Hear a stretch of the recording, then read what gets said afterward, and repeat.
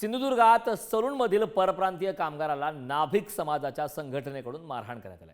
नाभिक समाजातील स्थानिकांऐवजी परप्रांतीय कामगार ठेवल्यानं संताप व्यक्त करण्यात आलाय. सलून चालकानं संघटनेच्या सूचनेकडे लक्ष न दिल्यानं दुकानात राडा घाला. वैभववाडीतील घटनेची पोलिसांकडून तक्रार घेण्यास दिरंगाई आहे. सलून चालकांनी हा आरोप केलाय. केश कर्तनालयामध्ये स्थानिक नाभिक समाजाचा माणूस कामाला असावा असे नाभिक समाज संघटनेने सांगण्यात आलं होतं, तरी देखील केश कर्तनालय चालक यांनी त्याची दखल न घेतल्याने परप्रांतीय कामगाराला झोडपले.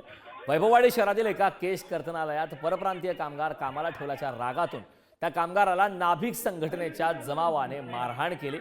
थेट त्या दुकानात जाऊन या जमावाने राडा घातलाय. या प्रकाराने शहरातील वातावरण तंग झाले होते. त्यानंतर या दुकान मालकांनी पोलिसात धाव घेतली असता पोलिसांनी तक्रार नोंद करण्यास टाळाटाळ करत असल्याचे दुकान मालक महिला यांनी सांगितले.